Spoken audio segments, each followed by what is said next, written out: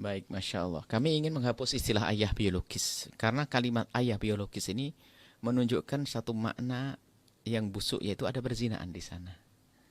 Kalau orang halal nggak usah pakai kata istilah biologis. Maka justru hendaknya kita menghindari istilah ini.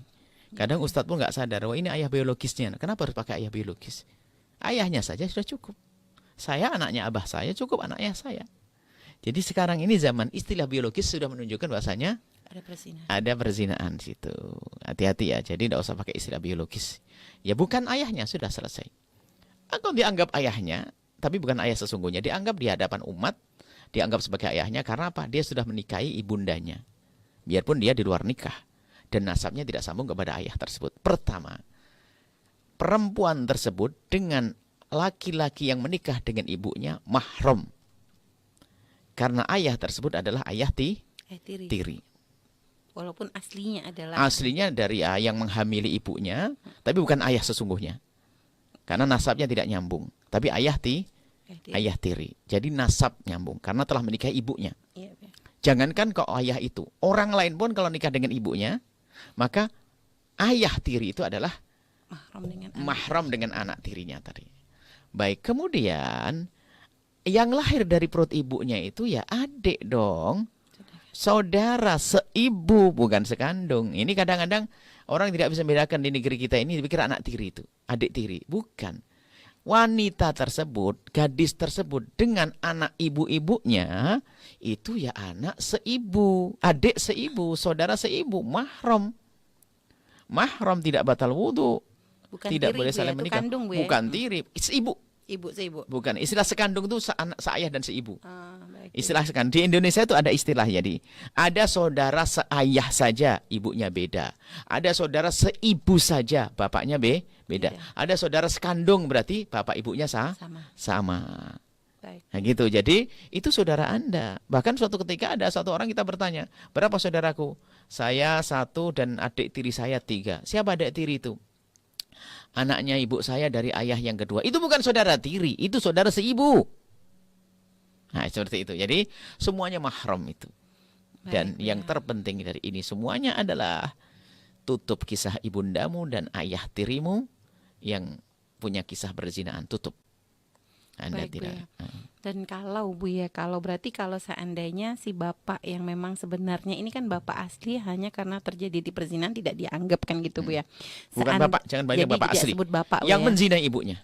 Tidak sebut bapak. Nah, ada bapak di kalau sini. tadi bapak tirinya ini punya anak dengan yang lain gitu Bu ya. Misal punya anak lain, berarti dengan si anak ini tidak mahram kan Bu ya. Nah, kalau sang bapak tersebut misalnya punya istri lain lagi. Iya Bu ya.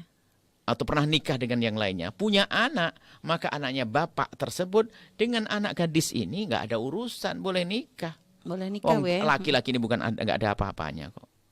Baik, Bu ya, baik. Subhanallah, Bu ya. Berarti benar-benar tidak dianggap walaupun secara secara ikatan darah itu kan aslinya ada tapi gitu, tapi tidak dianggap dalam Islam. Bahkan seandainya ya kan? Seandainya sang laki-laki itu menikahi perempuan ini memang bukan mahram. Bukan mahram. Jadi mazhab Syafi'i seandainya menikah sah pernikahannya karena bukan anaknya. Bahkan dikatakan, kenapa kok sampai derajat seperti mazhab Imam Syafi'i? Mohon maaf, karena wanita itu adalah wadah. Jika pernah mau dibobol dengan keharaman 1, bisa saja 2, 3 dan 4. Na'udzubillah, makanya tolong wanita itu jaga dirimu baik-baik. Jaga kehormatanmu, jaga kemuliaanmu. Tapi ingat, jika ada orang seperti ibu tersebut sama bapak tersebut sudah tobat, Allah Maha Pengampun. Jangan diungkit-ungkit masalah lalu. Yang jelas kita ingin tegaskan bahwasanya tidak ada hubungan apapun antara perempuan tersebut dengan laki-laki tersebut, dengan ayah tiri. Dan jangan bilang bapak biologis. Ini kalimat yang harus dihindari. Sebab kalau kita sudah orang bertanya bapak biologis sudah ngerti, ada perzinahan. Baik Bu ya.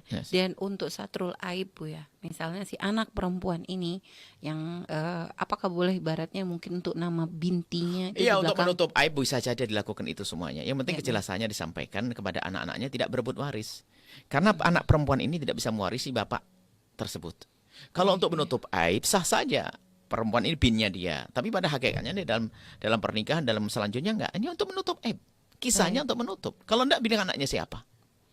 Ya, Nah, ini menutup aib sendiri ada aturannya. Dan pekerjaan paling berat. Diperlukan ilmu, macam-macam ilmu. Baik, Ini. Bu ya. Baik. Dan juga Bu ya, kalau seandainya kalau ini misalnya pernikahan ini terjadi di luar nikah kan, hubungan ini terjadi di luar nikah, lalu setelah itu si lelaki ini menikahi si wanita, dan memang ini memang hasil perbuatan si lelaki tadi, Bu ya, hanya saja, dan dia sempat merawat kandungan, artinya mungkin baru hamil 1 bulan atau 2 bulan sudah dinikahi, Bu ya. Nah, artinya boleh tidak si lelaki ini menggauli si wanita tadi dalam pernikahannya itu, Bu ya? Kalau menikah ya diperkenankan menggauli, karena itu adalah istrinya yang pertama, sudah dengan hak. Yang kedua, itu adalah air mani dari dia, nggak akan bercampur dengan yang lainnya. Hanya nanti kalau ternyata dia merawat kandungan kurang dari 6 bulan, maka tidak intisab, nasabnya tidak disambungkan. Baik ya. Berarti kalau masih ini masih intisab, Bu ya, kalau masih. Kalau seandainya 6 bulannya nyambung nasabnya. Itu, ya, baik. Cuma jangan nikah nunggu kecelakaan. Naudzubillah. Ya, Perzinahan adalah kehinaan dan hilang keberkahan. Tapi ingat, Allah pun Maha Pengampun, yang punya pengalaman pahit masa lalu dengan perzinahan. Ayo berhenti. Dan jangan diungkap kepada anak-anak, takut anak-anak nanti diam-diam menjadi tidak takut melakukan zina. Sebab begini kisahnya, anak itu dia masih punya rasa takut. Kalaupun tidak takut kepada Allah, kadang takut dengan orang tua. Cuman karena dengar berita orang tuanya dulu nikahnya hamil duluan, maka sekarang pun dia juga ingin lakukan yang sama. Ibu nggak bakal bisa marah. Kenapa? Pernah kisah. Dulu kan itu. Makanya hendaknya menutup aib itu banyak faedahnya. Menutup aib banyak faedahnya, bukan hanya sekedar menutup. Nggak, ada faedahnya yang banyak sekali. Makanya kenapa kita gencar sekali masalah menutup aib ini.